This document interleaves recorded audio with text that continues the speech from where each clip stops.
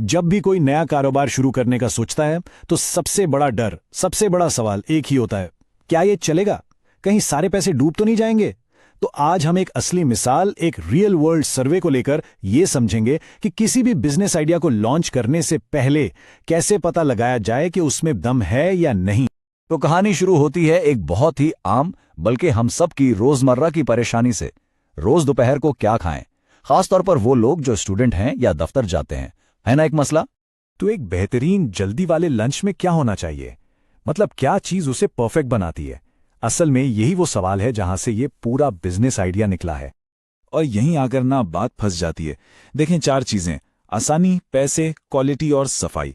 अब मसला यह है कि ये चारों चीजें एक साथ एक प्लेट में मिलना भाई तकरीबन नामुमकिन है। खाना सस्ता और फौरन मिलने वाला हो तो अक्सर सफाई का मसला होता है, और अगर क्वालिटी और सफाई एक नंबर हो तो फिर जेब पर भारी पड़ता है। मतलब रोज कोई ना कोई कॉम्प्रोमाइज तो करना ही पड़ता है। तो इसी रोज की मुश्किल को, इसी कॉम्प्रोमाइज को खत्म करने के लिए एक आइडिया सामने आया। और आइडिया था कितना सादा पर जबरदस्त। सोचें, गली मोहल्लों में ऐसे वेंडर्स हों जो साफ सुथरा, सस्ता और सबसे बड़ी बात, घर का पका हुआ खाना बेचें। मतलब कन्वीनियंस, कॉस्ट, क्वालिटी, हाइजीन, चारों मसले एक ही जगह हल। लेकिन आइडिया जितना भी अच्छा हो, कागज पर तो सब अच्छा लगता है। असल बात तो तब पता चलती है जब मार्केट में जाया जाए। तो अब बारी थी सीधा उन लोगों के पास जाने की जिनके लिए ये सब किया जा रहा था, यानी हमारे और आप जैसे पोटेंशियल कस्टमर्स। और सर्वे का मकसद बिल्कुल साफ था, कोई उधर उधर की बात नहीं। बस ये जानना था कि लोग क्या खाते हैं, कितने पैसे खर्च कर सकते हैं, सफाई के बारे में क्या सोचते हैं, और क्या वो वाकई ऐसा खाना खरीदेंगे भी या नहीं। मतलब यहां अंदाजों पर काम नहीं चलना था, सिर्फ और सिर्फ ठोस हकाइक चाहिए थे। तो फिर चलें देखते हैं कि लोगों ने आखिर कहा क्या, क्योंकि जो जवाबात मिले वही इस बिजनेस आइडिया की किस्मत का फैसला करने वाले थे। अच्छा, तो सबसे पहले ये देखते हैं कि इस सर्वे भरा किसने।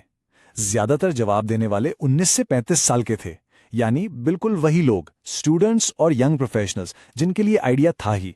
तो पहला टेक तो लग गया कि बात सही ऑडियंस तक पहुंची है।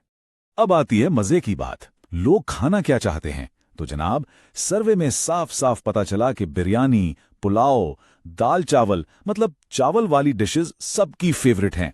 और कमाल की बात यह है कि बिजनेस का मेनू भी यही था, यानी जो ये बेचना चाह रहे थे लोग वही खाना चाह रहे थे। जबरदस्त मैच। और फिर आया सबसे अहम सवाल, कीमत। लोग रोजाना लंच पर कितना खर्च करना चाहते हैं, और यहां सर्वे से जो नंबर निकल कर आया ना, वो था 120 से 150 रुपए।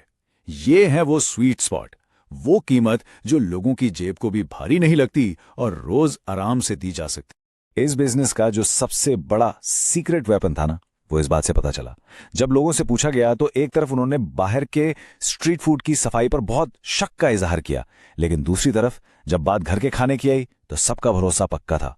और यही भरोसा, यही ट्रस्ट इस बिजनेस की सबसे बड़ी स्ट्रेंथ है। तो अब जब सारा डेटा सामने आ गया तो नतीजा क्या निकलता है? क्या यह बिजनेस मॉडल वाकई काम करेगा?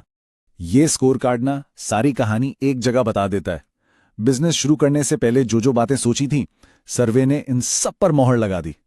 टारगेट मार्केट बिल्कुल सही, प्राइस एकदम ठीक, मेन्यू लोगों को वही चाहिए, हाइजीन का फायदा सबसे बड़ा प्लस पॉइंट, और रेगुलर डिमांड जी बिल्कुल है।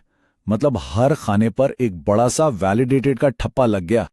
तो आखिरी फैसला क्या है? बिल्कुल साफ, इस सर्वे ने साबित कर दिया कि यह बिजनेस ना सिर्फ चल सकता है, बल्कि मार्केट में इसकी जबरदस्त डिमांड है और ये लंबे अरसे तक कामयाब भी रह सकता है। सीधे अल्फाज में डेटा ने इस आइडिया को हरी झंडी दिखा दी है।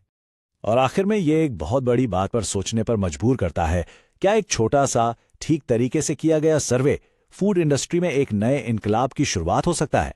ये केस स्टडी हमें यही सिखाती है कि कैसे सही सवाल पूछकर और डेटा की मदद से अंदाजों को हकीकत और ख्वाबों को एक कामयाब बिजनेस में बदला जा सकता है।